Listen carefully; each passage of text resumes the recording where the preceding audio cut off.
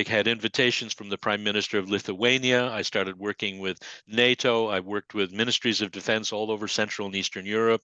I got chased by the mafia. I got threatened by Russian generals in an underground nuclear bunker, but that's another thing. Yeah. But what I began to discover was that I had talent and skill that helps real people with real struggles coming out of real difficulty who are looking for purpose, meaning, and direction, and I could help them find it. And the thing, what's ironic is I was trying to find it. And I'm trying to transition out of a ministry mindset into a real world mindset where I'm applying some of the things that I claimed were powerful in people's lives. So it was my transition, and I've not looked back since then.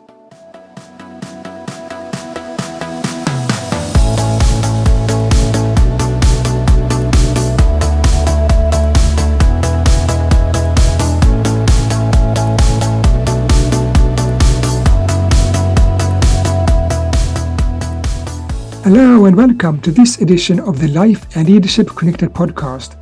I'm so excited that you're here. My name is David Dahlén and I'm your host. In this podcast, we talk about life purpose and why that gives us meaning and direction in our life. We talk about life and leadership. What gives us life? How do we become and continue to be a good leaders with great impact on other people? How do we combine life and leadership in a good and healthy and sustainable way? These are questions we will discuss in this podcast. If you want more information, go to lifeandleadershipconnected.com. I'm your host and coach, David Dahlén. Let's dive right in this episode.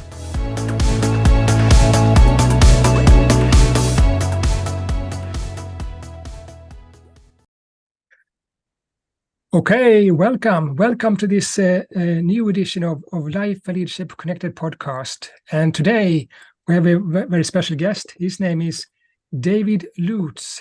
David Lutes, welcome to this new edition of the podcast. Thanks very much. I'm honored. Appreciate it. Yeah, and I will give you a short presentation here who David is. And he has done a lot in life, and he is, for example, he's a global talent management, organizational development and leadership coach, a consultant and trainer. And he specialized particularly in servant leadership training, consulting and coaching. And he is an internationally well-known conference speaker and published author and conference presenter. And he's also radically and passionately committed to helping people discover their meaning and purpose and direction in life, for the life and career. And he's also he has been described as a gift and latent skill detector and developer, as he helps people and the organizations they work in to discover the wealth and richness within their people. And he's a former advisor to NATO. He's a former church pastor in UK, America, and South Africa. And he's an American-British dual national. And he's a former semi-pro baseball player in South Africa in the early 70s. And also something that I personally think very, very interesting. And he was an active leader, preacher, and trainer and youth leader within this Jesus Revolution movement in the early 70s. And I think this is a bit interesting because, recently there was this movie published in America and also in Sweden, the Jesus Revolution. So I think that's, maybe you can talk a little bit about the thoughts of this later. He's also a recent lay co-pastor in Dubai, and he speaks widely about business ethics and values combined with biblical insights to help Christian leaders and managers professionally, for them to professionally, effectively, and authentically honor and serve God in their workplace. And he lives in St. Louis in America, and he's, as I said, he's an author, and his latest book was published this June, and it's called Guidance, Goofs, and Grace. And it is a bit about this his time in this Jesus Revolution movement, I think, yeah. And he's also written a chapter in a book called Your Dose of Motivation, 18 Uplifting Stories to Inspire Your Day. And last, there's also an online devotional book he published called The Authentic Christian Manager. So, did I miss anything, David? Oh no, you've made me feel amazing. I like it. I like it. Yeah, yeah. I mean, you have done a lot of things in life. Wow. So, but tell us your story, David. Who are you? Let us get to know you a bit. Even at my old age, I look back on how this all transitioned and how it all began, and I'm asked at least 50, 60 times a year Mm, to tell some part of this story. And what's interesting is even though it's 50 plus years old, the beginning, uh, even now as I'm speaking, I've got goosebumps on my arm because I remember how good God was to me mm, and how he found me. So, a very brief history. I grew up in a very conservative village in upstate New York. We only had maybe 1,250 people. No, we still to this day do not have a traffic light. mm, Everybody knows everybody else's business. My parents were leading light teachers for years and years and years. My brother was a famous sportsman. And actually, it's a family joke that he was so popular and so famous that I was known as John Lutz's brother. I wasn't David Lutz. mm, I had this. So, but in those days, in that small village, which was very conservative, I never went to church. I never held a Bible in my hand. I never went to Sunday school. I knew no one, no friend at all who even talked about such things. Now, I knew a couple of songs from Christmas, and one of them used to make me sort of tearful. And I used to say grace for the family, all the cousins and everyone for Thanksgiving dinner, because my great grandmother told me I must. But it meant nothing. And at the end of my high school career years, I was president of the student council. I was captain of clubs and the all-American boy.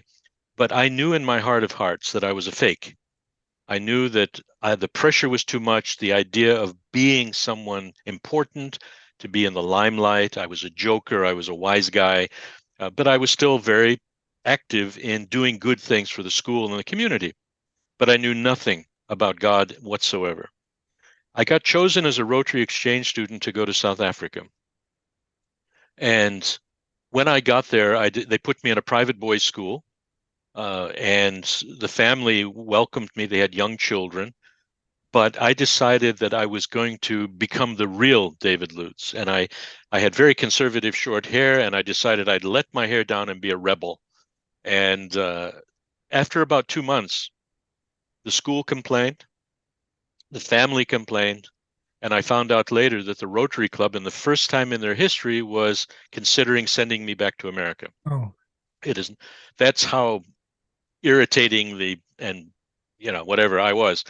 So in October, early October of that year, my host father called me to see him into his office or into the living room, and he showed me a brochure. And the Rotary Club and he and the school had decided we must send him to a camp. It's now, in those days, that's spring break. It's in the spring, getting to be spring, and it's a Christian camp. And I read the brochure. There's devotions and sport and fun and games, and about 100 boys up in the mountains. But when I saw religious and saw Bible, I went to him and I said to him, "You must absolutely tell them that I have nothing to do with this stuff." I was really angry about it, and I said, "And I'm not going to go. If I go, no, then tell me nothing, but I don't want to go." And he said, "You don't have a choice." So he took me on the Saturday when the bus was ready to leave to take all the boys. He introduced me to what they call the camp commandant. And he was a very famous, popular lawyer who was taking a week off to work with teenagers. And I went right up into his face aggressively. And I said, "You keep your religious hands off me. I want nothing to do with your religious stuff." He described me later to a friend as a very angry young man, so went to the camp. And I think the Baptist minister who was leading our tent, about 8 or 9 boys, I think he wanted to quit the ministry by about the second day. I was so argumentative. hmm, And I didn't know what I was arguing about. I was just a smart mouth, wise guy who hmm, just made his life miserable. but the sport was good, and I was celebrating being popular as an American on the trampoline, playing other games. But came a Thursday night, October 7th of that year. The commandant spoke at the evening devotions, and he talked about Jesus being a real historical person. I'd never heard this before. He talked about Jesus being uh, connecting with us in our lives and becoming a man so that he could identify with the human condition, with my condition. He then was killed and was crucified. And I said, I don't even, I never even thought about that once in my life. But somehow what he shared made sense. It was relevant, but I didn't know how it was relevant. It was for me personally, but I didn't know what that meant. All I know is that there was a moment in that sharing that I said, I've got to know more. That was it. So I went to him over the coffee break outside, everybody standing around, and I went to him privately, and I wanted to say simply, Noel, thank you, but I didn't. Instead, I grabbed him by the shirt, by his jacket, and I shook him violently, and tears streaming down my face. And I'm screaming at him loud and angry, saying, why has no one ever told me this before? This is the most amazing news I've ever heard. I've got to know more. You've got to tell me more, And he was shocked. And he took me aside and I sat him down. I said, Noel, you've got to tell me, you've got to introduce me to this Jesus. If he's real and he's alive and he's relevant and he's personal, I need to know. And so he prayed with me. And that was it, for in a sense. That wasn't the only thing. So I went back, we finished the week, and I couldn't talk about it. I didn't know what to talk about. All I know is that something was going on. And I went back to my host family, and I know they were very nervous about this angry young man coming back from the camp.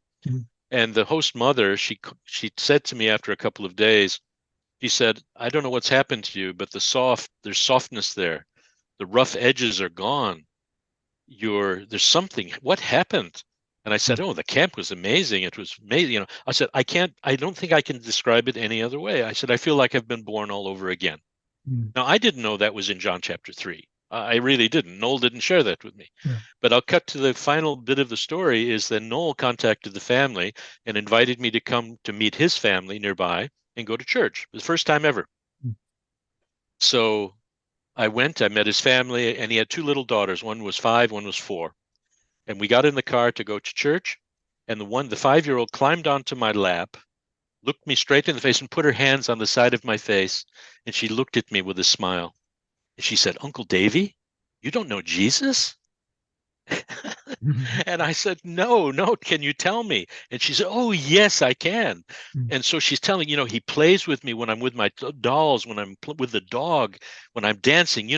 Uncle Davy, Jesus is really funny, and he really likes my jokes. And she talked with him like he was real in the here and now, relevant, present. And he was her friend. And her sister's listening to the story, and she's giggling and laughing. Anyway, we got to church, and I didn't know what to do. Do I stand? Do I sit? I've never sung a hymn in my life. But all I know is that particular sermon, there was no one else in the room. You know how it is. There was no one else there. That sermon was only for me. It was like he was reading my secret diary. It was like he was, and I described it in my book later. I said, I began to realize what it was like. I suddenly realized I understand what it's like to be drowning, thirsty in a desert, and suddenly finding an oasis of water and peace and hope. And that began my journey. And instead of a year in South Africa, during that year, I turned down a professional baseball contract. I got back home and I turned down a full scholarship at a university. I turned out another pro baseball contract. I did not get chosen. I got chosen, but got turned down to go to Vietnam, which I didn't really want to do anyway. And then I accepted a contract to go back to South Africa to coach and play baseball. But then on my arrival, Youth for Christ the organization found out that I had played well and I was in the papers and very popular the year before. this American Christian, this American baseball player is now a Christian American baseball player. And he interviewed me for their national magazine. I'm on the cover. I'm in the, and this is a whole new world to me. It's the first time I've ever had to tell my story. And suddenly I'm now the Christian American baseball player, and over the next few years, speaking to thousands of teenagers all over the country. But on top of that, I got introduced to the Jesus Revolution that was going on at the time in Cape Town, and that completely changed my world. I mean, I don't know what a hippie is. I mean, but it was all the hippie movement, and the Jesus Revolution was all connected. I'm the conservative guy wearing a tie who plays baseball. But suddenly I'm immersed in this as well, and it was a radical change for my life. Wow. So now, great to hear. And what can you tell us a little bit what happened from that moment and to what you do today? Because your life has taken a radically new direction, just a few minutes, and so we get connected to the present. I mean, I was there for another 5 years initially, and felt a call to the ministry. I began my studies, but then had to drop them. Went back to America through England to America to go to Bible school, but it never happened. My father was horribly upset about this because he didn't understand what Bible school could do for my life. He was an atheist. But then I transitioned back to South Africa, where I, within a year, was in full-time ministry as a youth pastor, but a little higher up. Then I was selected to go to Bible school to train for the ministry formally. Then I was ordained, and then I completed my studies as well, and ministered there for a few years in several different church contexts, and then decided, when we ended up having to leave South Africa and go back to America for other reasons, I began to realize that I'm not a good institutional guy. As you said in the introduction, I began to realize that what I'm really good at is connecting with people on a human, down-to-earth level. And that it's easy to stand in a pulpit and preach down or out, but to be amongst the people and find out where the real pain is, where the hopes and dreams are, and that we're not set as an institution or as a minister, I'm not satisfying it with just preaching. So I began to do more training. I began to do more learning life skills, apply the Bible as opposed to talk about the Bible. So long story short, back in America, then my old mentor from South Africa is now in London. He invites me to come back into the ministry in England. So I go, I interview, I'm selected, but in my heart and head, I'm thinking, do I really want to put on the dog collar again and be the guy in front? And turns out that the job didn't work out. They didn't choose somebody else. There was another reason for this. But now I'm suddenly realizing I've got to get a real job. But I said, I don't want to do it in the formal institutional church context. So I'm a leader in the church. I'm active in the church, but I don't want to be in front in that way. And so I started working with unemployed people in the community from other churches. And I began to realize that their hopes and dreams had been shattered because there was a lot of large-scale redundancy going on at the time. And they didn't have hope for their own future, for their families, for their career path, if you like. So I discovered a management philosophy that, on one hand, that worked, and it was compatible with my Christian values. On the other hand, I discovered a Find Your Purpose, Meaning, and Direction book, and I ended up meeting the author, and that was a very funny experience. Changed my life, where I could help people just do a few short, small things to help them begin a journey of hope and purpose. And won't go into the details, but in the middle of all this, I attended a workshop at Oxford University. I spoke at a workshop. Somebody liked what I said. I was invited to Prague in 1990 to speak at a big conference after the collapse of the Soviet Union, and it was called East Meets West, and the Western companies paid for Eastern leaders to come. We spent a week. I was the keynote speaker at the opening session with this new management thinking that I had adopted. I'm a student, really, but they made a misprint on the brochure and they called me Dr. Lutes. And I'm not a doctor, And so I stood up in front of hundreds of people and said, "Look, I'm a humble new guy, student. It didn't matter. I became an expert immediately." Oh. And I had invitations from the Prime Minister of Lithuania. I started working with NATO. I worked with ministries of defense all over Central and Eastern Europe. I got chased by the mafia. I got threatened by Russian generals in an underground nuclear bunker, but that's another thing. Yeah. But what I began to discover was that I had talent and skill that helps real people with real struggles coming out of real difficulty who are looking for purpose, meaning, and direction, and I could help them find it. And the thing, what's ironic is I was trying to find it. And I'm trying to transition out of a ministry mindset into a real world mindset where I'm applying some of the things that I claimed were powerful in people's lives. So it was my transition, and I've not looked back since then. Wow. And today you're a trainer of people in personally, but also in organizations. Yes, I mean, I'm doing a brochure at the moment. I checked the other day. I've worked in that capacity as a consultant, trainer, coach, presenter on the same subjects we've just discussed in 42 countries. Wow. So, and that's dozens and dozens and dozens of companies. Much of it's in the Middle East, ironically. And I'm personally now I was in Dubai and Azerbaijan and Bahrain in the last 4 months, present, train, and now I'm doing coaching of leaders and executives on key subjects related to leadership excellence. And again, I'm trying to walk this parallel path. On the one hand, I want to work with Christian leaders and managers and help them get better at what they do and be excellent in their jobs and be great servant leaders.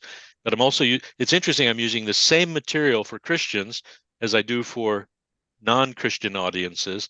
I just don't have Bible verses for the non-Christian. It's exactly the same, the servant leadership message. It's quite interesting. Interesting. In this podcast, in each podcast I do, I try to form it around 4 questions.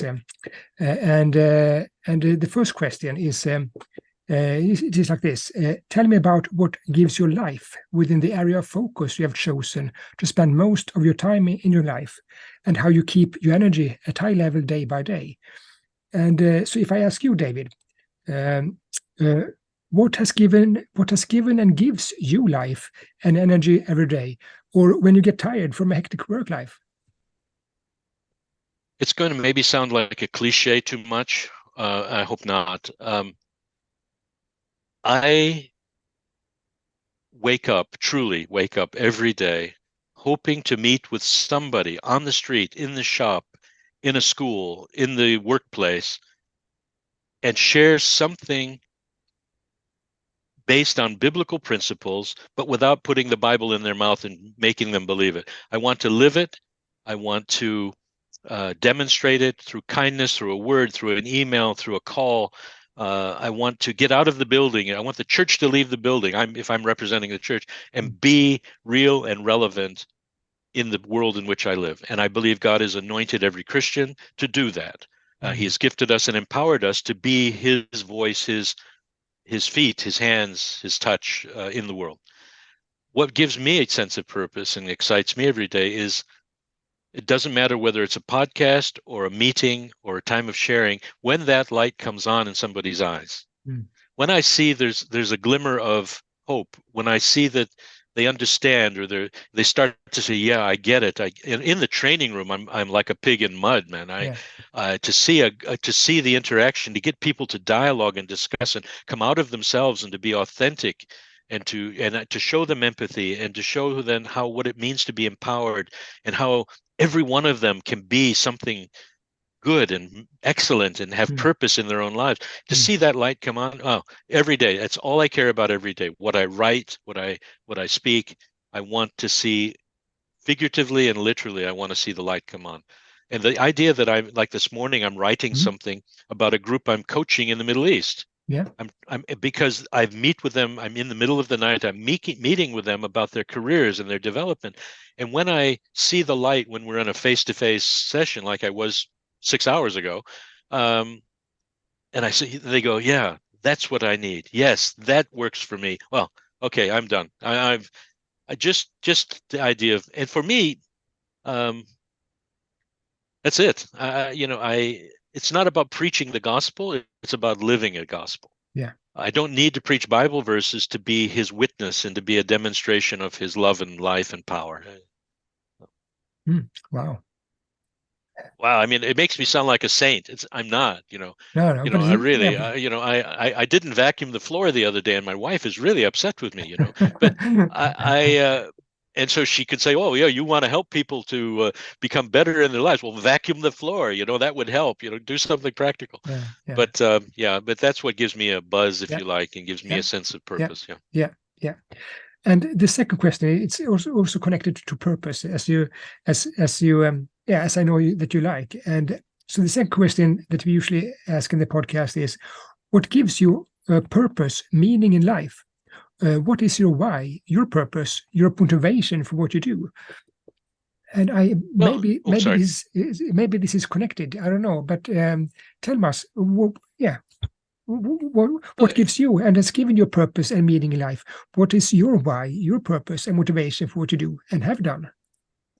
oh, well, I'm glad you asked the question, because you'll take me back now to England when I was helping the unemployed.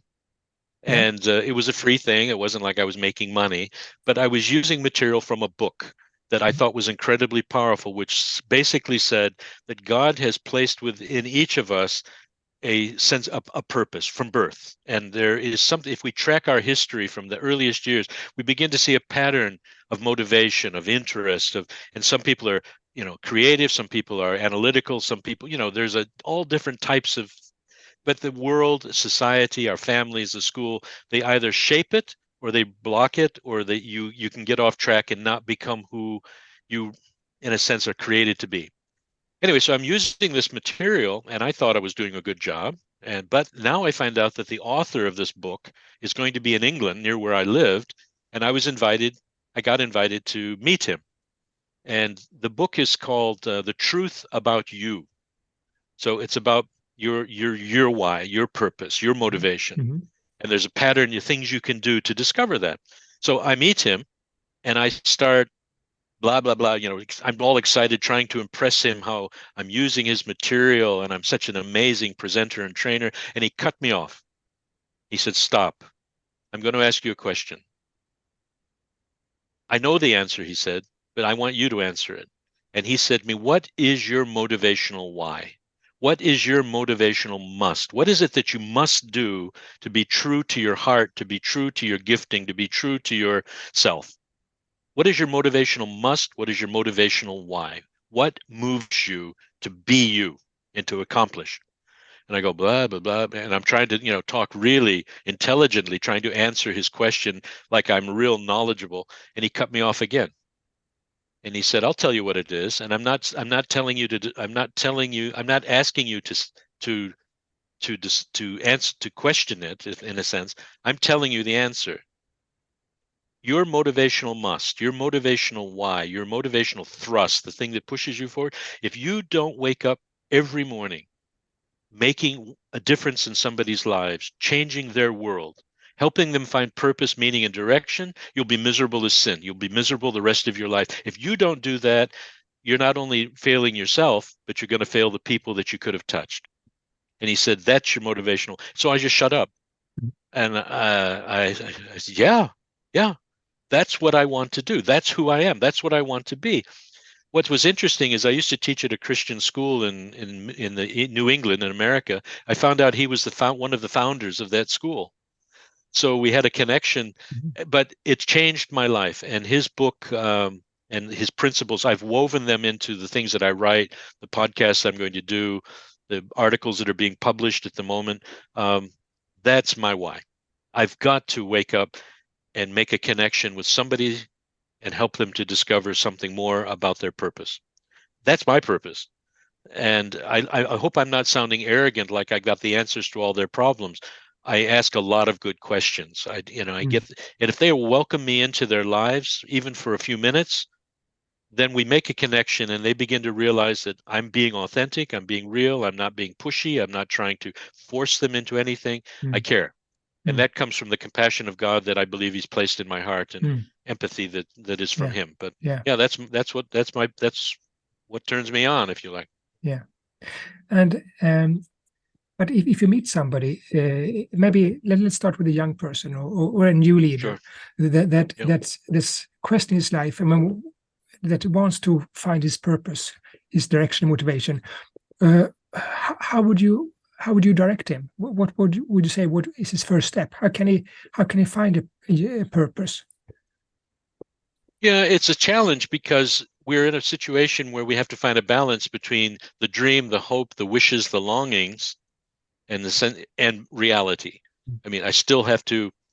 I've just I've just finished university.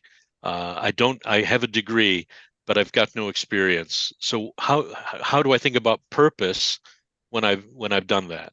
Well, it's highly unlikely that I can help them to get some dream or vision about the future. Uh, but one of the things that I've become not famous for, but people know me for, is don't boil the ocean. Boil a teacup, maybe two teacups. Let's take one step at a time. Don't try to think of the long view picture. Let's talk about the next 2 to 3 years. And I try to help them to answer questions about their values. What do you really believe about people, about life, about sin, about corruption, about selfishness? Do you believe all people are good? Do you believe that people can change? Do you believe, and what do you believe about yourself? Do you see any changes, and how painful was it, and what was the process? And so I'm asking questions about values. I'm asking questions about, if you could wake up tomorrow and do anything you wanted, would it be connected to your studies, for example? Mm, And I met one young guy, and he said, "Well, I did the studies because that's what my mom and dad wanted me to do." I said, "Well, what do you want to do?" He said, "I want to coach young sportsmen." But what was your degree? Well, it was business management. Okay, because that gives you real jobs. That'll give you a real job. But he said, "But I spent all of my free time trying to help young people as a coach, as a sports coach." So I found out that his real passion was, number one, young people; number two, watching them excel at sport; three, discovering expertise that would make them be good at sport and develop new skills. And his light came on when he sees not somebody winning the game, but performing well, And so anyway, mm, so I try to help them. What is your must? What is your why? What is your uh, absolutely won't do? So that's connected to values. I actually ask them, is there anything that really makes you angry about the way people do things in the world? Well, yeah, I don't like bullies that bully children or bully people with disabilities or something. Fine, okay. So, but what else makes you angry? What about politicians? What about the government? What about financial? What about your student loan, which is going to be $50,000 over the next 30 years? Uh, what makes you angry? What gives you passion on a negative level? Well, he said, I want to change. I'm disappointed about the environment. I want to see the oceans cleaned up. I want to save animals. I don't, whatever. So I kind of probe like that to get people to at least try to describe what's going on in here and in here, mm, and get them to connect some of those dots. But don't boil the ocean. You can't cure poverty, change uh, solve poverty. You can't clean the environment and all the oceans in 2 years. It's going to take you a couple centuries. mm. But let's start small. What can Yeah. you change in terms of your own life? Maybe an extra course, maybe something that taps into your inner sense of purpose, that they're helping them to discover. But don't boil the ocean. Let's just boil a couple of teacups. But getting them to talk about how they feel, what they think, how they see the world around Mm, them. mm, I mean, some young people are just so depressed. mm, They're so discouraged. The school has told them, their friends have told them, their parents have told them that that thing that you love to do is stupid and wrong, and it's not going to pay the bills someday. mm. But yet, you get them to talk about saving dogs, and suddenly their whole world lights up, and they'll tell you stories about this dog. I'm using dogs. I don't know. Wait, I have a dog. That's why I talk Mm, about dogs. mm. So anyway, that's the kinds of things I do. There's no real formula, Mm. but it is a series of questions to help them probe deeper into the things that motivate, the things that disturb them, the things that uplift them, Mm. and their values, if they have even got a place where they've thought about values. That's Yeah, another challenge. yeah. Okay, thank you. But then if you have like a leader that have some experience of leadership, and somehow, yeah, life hits him, and he lost his Yeah. purpose, or he realized that I choose the wrong path here. I need to find a new motivation.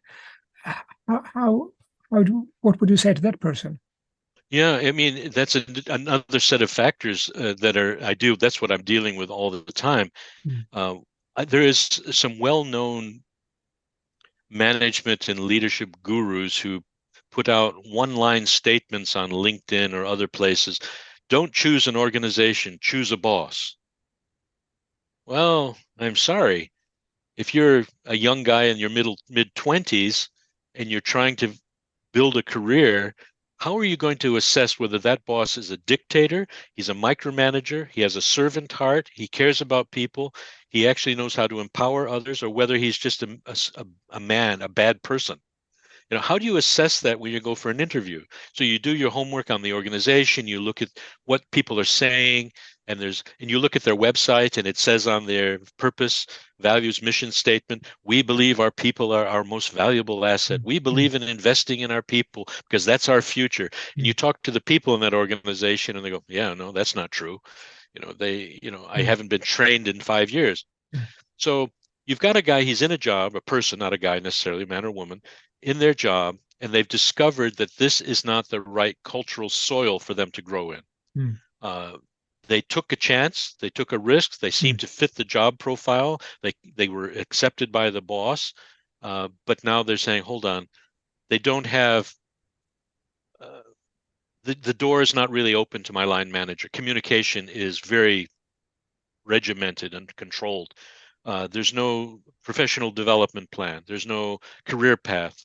They don't focus on teamwork. They focus on silos, people doing their own sort of things.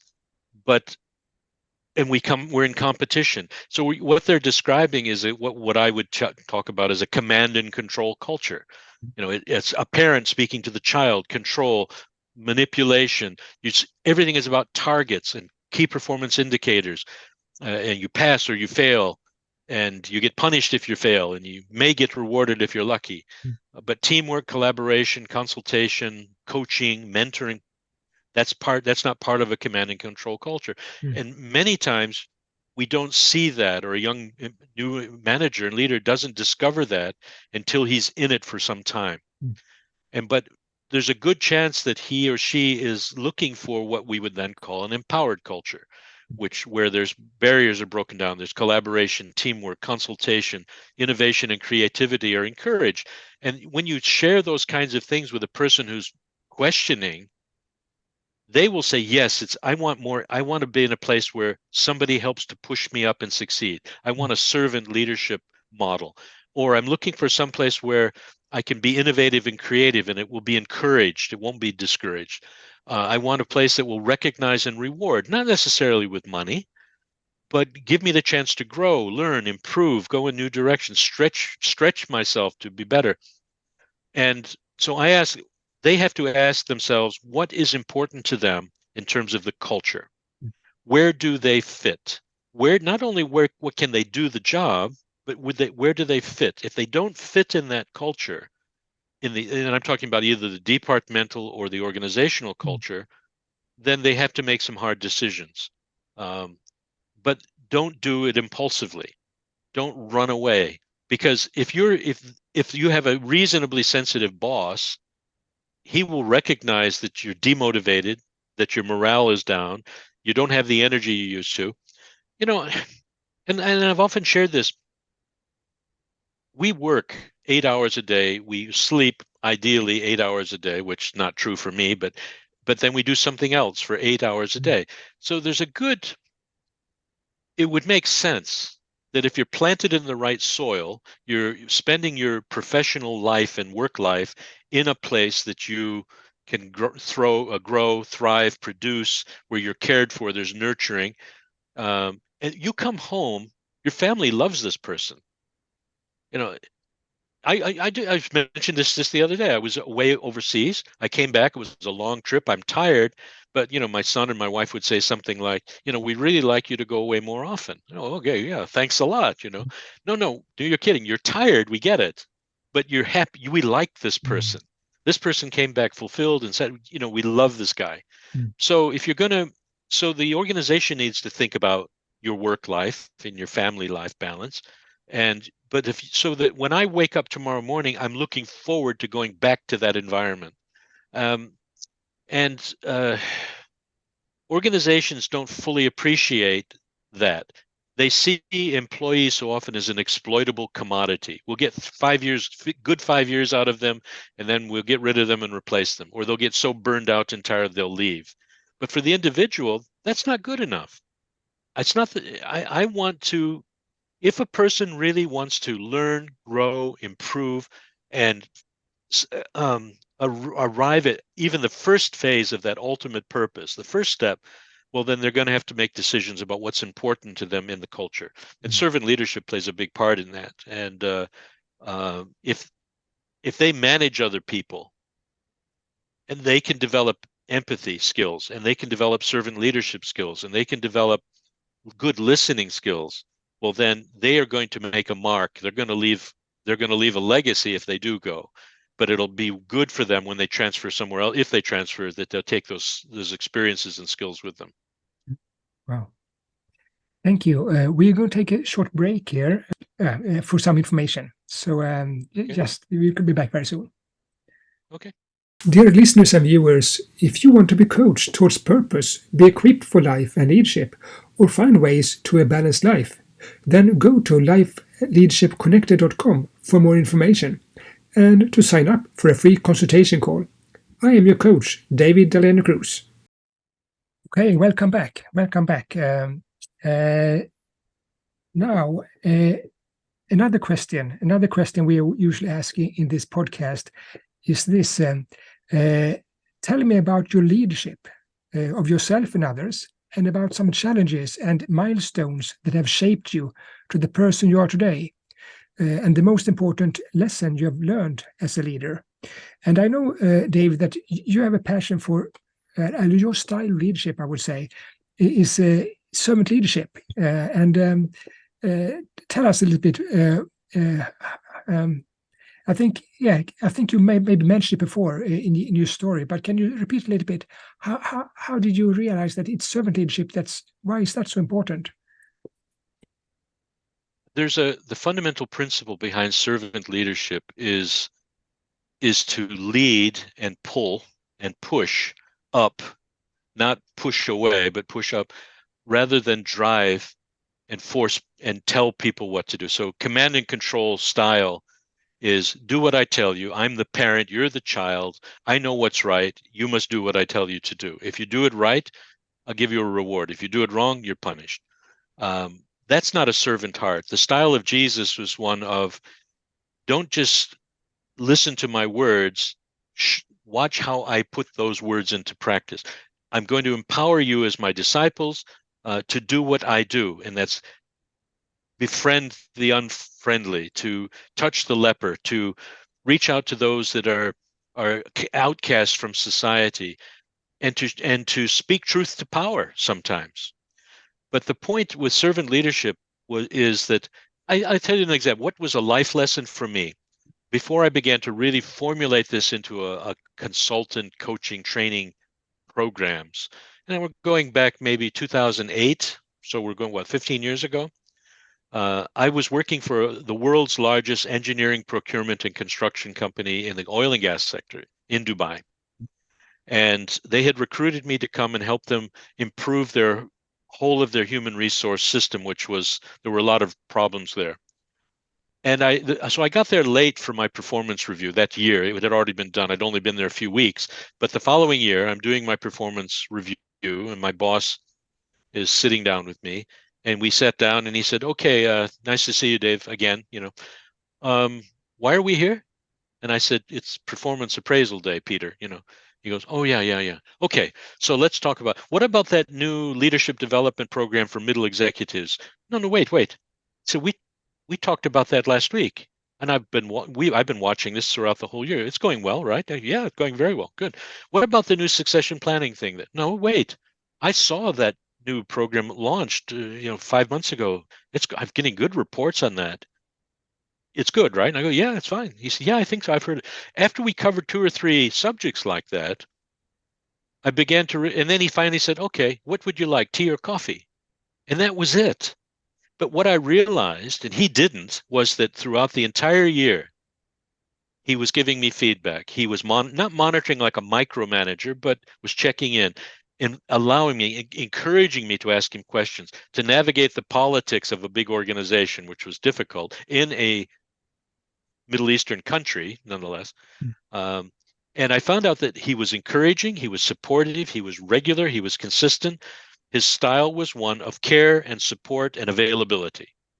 And I thought, well, I want to be like that. That's the kind of manager because I got rewarded, I got bonuses, but he truly cared not about my success because it made him look good, but because it helped me to grow in my own career, in my own position. And later, after we had a reorganization, I got moved up to a senior level position in a $4 billion organization. I never saw this coming, but it was his example to me of helping me find my focus for a particular project with a particular group at a particular time in the organization's history, Mm. and helping me define that and then turn me loose and but welcome me back to say here's his model of delegation. He used to say this: first level, go and do it, and I'm going to watch every minute of it. That's number one. Mm. Number two, go and do it and call me if you need me. Number three level, go and do it and report back at the end of the week or the end of the month. Number four, level four, was go away and do it and come back with recommendations Mhm. for how we can do it better. And number five, go and do it. I trust you. Mm. Yeah. And why? Because he's built something into me in terms of skill, in terms of attitude, in terms of willingness, and in terms of just listening, empathy. Mm. Well, for me, that epitomizes servant leadership. And the theme behind it is push them up. Don't, it's not going to hurt my career to help everybody else who reports to me succeed. Mm. If I care about that, if it's more about my status and my career and my image, okay, that's a different attitude. But to push others up, to help them to achieve their objectives, it means I have to know their objectives. It means I have to know their heart. It means I Mm. have to understand what motivates them, what's their why. And it takes time, it takes connection, it takes building relationships. Mm. Now, I may discover somebody in my team doesn't really care. They're in the job because it pays the bills Mm. and they don't care about anything more. Well, then I have to change my strategy about how I will help them be good. But Mm. I don't have to have the same intense model of servant leadership. But what is interesting, I have used servant leadership training in churches with lots of Bible verses, and Mm. I've done servant leadership training in organizations with no Bible verses, but the basic themes are exactly the same: Mm. care, empathy, listening, delegation, Mm. phased delegation, open door policy, and public acknowledgement. If you're going to tell somebody they've done something wrong, do it privately. Just simple principles of recognition, affirmation, and support. That's it. Yeah. That's Yeah. yeah. But Yeah. he was. Can I share one other quick story Yeah. Sure. that Sure. contradicts Sure. this? I was okay. Talk about the world's largest. I'm now have been asked to be the director of organizational development, effectiveness, leadership development for I'm going to have to be careful now. The world's largest dairy producer, Mm. cheese and dairy products, Yeah. and I'm a French company, but I'm responsible for the American aspect. And I was brought in because they were losing about 37% of their upper and middle management team every year, Mm. and they wanted to know why. Well, I was there for about a week and I discovered why. It was no servant leadership whatsoever. There was no empowered culture at all. People were scared to open their mouth. They were afraid to try new things because they're very clear about what they should do. You must love cheese making. That's I don't care about your family. You must love cheese making. This was the attitude. So over time, the senior management had actually revamped their vision, mission, and values statement. And I helped to write them. And it was much more about the person, about the family, about wholeness, about servant leadership language. Then I also, at the same time, was doing a survey amongst all the plants, the thousands of people, and I found out that about 70% of all the middle and upper managers had an active CV. Mhm. So we got people who are a flight risk; they're ready to fly, Yeah. but if they left, the impact on the organization would be severe, negative impact. So I was asked to go around and talk about this new vision, mission, and value statement, which I did. And then we said we're going to have public seminars with everybody. The president will even be in the room with the lowest level employee. We're going to talk for a couple of hours and tell you there's a new world coming. It's going to be better. Support, care, nurture, good soil to grow in, blah, blah, blah. So I shared it with the vice president, my boss, what the workshops would look like. She loved it. She shared it with the president. He hated it. And he got me on a a Zoom call. Well, I think it was Zoom. Maybe it was not those days, but whatever. Got me on a call with the vice president. And he said, I absolutely reject this approach. He said, here's what you're going to do. You're going to go and tell everybody that you like your job and love cheese making and what you were hired to do, and you do it well, or you're fired. Mm. I don't care about this. You want to be home on the weekends so you can watch your son play football. What's all this American sort of soft stuff?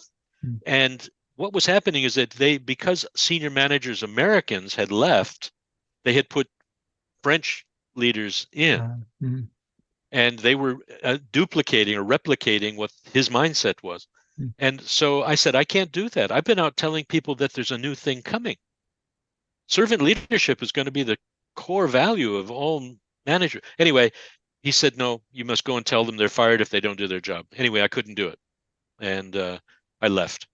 And about 2 years later, I'm in touch with friends from that organization. I found out it was no longer 37% of people that were leaving. It was more like 42. And they couldn't recruit new people because their reputation in the marketplace was so bad. So I learned a valuable lesson about my own values, my own purpose, what I need to feel good about. And I had to disconnect from an organization that wouldn't do it. Wow. And what would you say is the most important leadership lesson and principle in life you've learned? If you would like to give one principle that's really important to no matter what kind of leader you are, what would that be? My wife would probably disagree with me on this, and she would laugh when she hears me say this, but it's a simple thing. We've heard about it for decades. Listen to understand. Don't listen to react and respond, to give an answer. Try to take a deep breath and actually hear, as I say, the idiom is hear between the lines. You can read between the lines, but now you've got to hear between the lines. Take enough time to truly understand where the person is coming from. Listen to understand. It takes practice. Active listening is not passive. Active listening is truly being sensitive to the possibilities that there are other things going on in their life that would help me understand how to support them as their manager or for them to achieve in their jobs. So listen to understand. Don't listen to answer. It's not very profound. And as I said, my wife would probably tell you that you don't listen. And anyway, so if she ever watches this, I'm in real trouble. Yeah. Okay, thank you, David. And the last question that we usually ask is this: tell me how you successfully combine your role as a leader of yourself and other people and your life as a healthy human being. What challenges and success factors? And I'm thinking, I mean, you have a family, David, and you travel a lot. You have like you get called to do trainings in different parts of the world sometimes, and I think this issue that happens to many leaders that are they are stuck, between the tasks they have to do at work and life at home and so on. And how do you keep this balance? How do you keep that balance in your life? Wow. I've not kept the balance in the past, and it almost had serious consequences in my Mm, family. mm, Uh, I recognize that in that situation, the kids needed more than just a dad who came home mm, and asked them if they made their bed and cleaned their room and did what mom told you to do. That's a policeman's inspector, quality control role. mm, And because I'm going to leave in another week and I've got jet lag, I've got to the idea of listening helpfully with to understand, I begin to get into professor mode. I'll just tell you what to do because, yeah, you told me, okay, here's what you need to do because I'm leaving soon. mm, And I had to learn that was a painful lesson. And fortunately, we survived and God was so good to us to help us get through that. But um, yeah, I don't travel as much, and COVID actually was a blessing in that sense, in that it allowed me to work much more from home. I've only traveled to other places maybe 8 times since COVID ended, but almost all of my work now is remote. mm, And I'm grateful for that. mm, I'm in the middle of the night and I'm tired because they're in other time zones.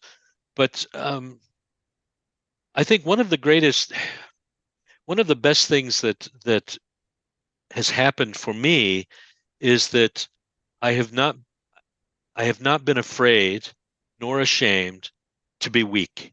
mm, That and to say I haven't got all the answers, to my wife and mm, family. I am tired and I need you. mm, Um, I don't have to be the king, the guru, the amazing guy who solves all the problems. It's okay to be weak. It's okay mm, to be vulnerable. And to see ourselves as a team has made a huge difference. mm, Um, but also the servant leadership model, when I go back and I'm talking with leaders from around the world, if I'm in their office or in their building, mm, it's the same thing. It's okay to be vulnerable. It's okay to not have all the answers. It's okay to not be to solve everyone's problems. I'm here to help you to discover how you can do it together. The reason why I got so busy before was because I would open up a dialogue or challenge people to do things, and they would say, "Well, yes, we can start, but we need you to come back to help us complete." mm, So I've adapted my own style to help them to a discovery process. I'll come in site for a couple of days and help you mm, to look at it, discuss it, plan for it, and I'll support you remotely from now on mm, because I'm not going to keep coming back. It's too expensive for them, first of all. mm, But you need to take responsibility for your own life. I will mm, support you as a facilitator, as a mm, coach, as a mentor, but I'm not going to solve your problems for you and fix your situation. I've mm. set you off. I've given you the direction. Now Yeah. I'll support you from here. And that's been a huge, it's yeah, it's not an easy Mm, situation for sure. mm, But mm, that's what I've discovered, and COVID actually helped me to learn it better mm. than ever. Yeah. If there's people here that listeners and watching YouTube, if they want to get to learn more of you, would you read some books that you've written or some publication? How can they find you? Where Well, what no, contacts? I would love them to do that. Number one, LinkedIn is the first stop. My Hmm. website is not up and running yet. We've changed the website I have two of them. One is for the business professional non-Christian, if you like, side, which I Hmm. believe hope Christian values are there. Yeah. The other one is specifically tailored to Christian leaders and managers. One is called McLuhan Martin and Management. The other is called Under New Management, under his new management. Yeah. But they could go to YouTube, just put my name in Dave Lutes in Yeah. YouTube. They'll find my channel. There's some Yeah. podcasts there. Yeah. They can go to LinkedIn and there's lots Yeah. of stuff there. Yeah. Or they can see my email in LinkedIn and just write to me. I'll send them stuff if they want. Yeah, yeah. Because when I prepared for this interview with you, you sent me you sent me this the file for this chapter that was included in the book. Oh yes, yeah, Yeah, yeah. is that available This also? this is the book, Your Dose Yeah, of Motivation. yeah, The chapter that's in there is about finding purpose, meaning, and direction, yeah, and discovering the authentic you. And if they went to Amazon and put Your Dose of Motivation, they would find the whole book. yeah, There's 18 chapters. But if they want to write to me, I send them my chapter if they would like that. Yeah. And I'm more than happy to. Yeah, and I can just encourage you, listeners and you do that, because there's especially two pictures there, some circle diagrams that are really helpful, yeah. So maybe I can include them in some kind of file attached to this YouTube file, and we'll see if it's possible. But it's yeah, it's really good. It's really good. So I don't want to advertise somebody else's magazine, but I am also the executive contributor to Brains magazine, BRAINZ. Yes. The 6th article out of 12 is being published, and it's on this subject exactly, but from a non-Christian, not an overtly Christian perspective. The 6th is being published this week. I'm going to be on the cover, apparently. There's a podcast that I've done with them. But that stuff, again, it's find purpose, meaning, and direction. That's all it's about. And they went to Brains, but if they go to Brains and put in David Lutes Brains, they'll see the articles. Wow, wonderful. Yeah. Great.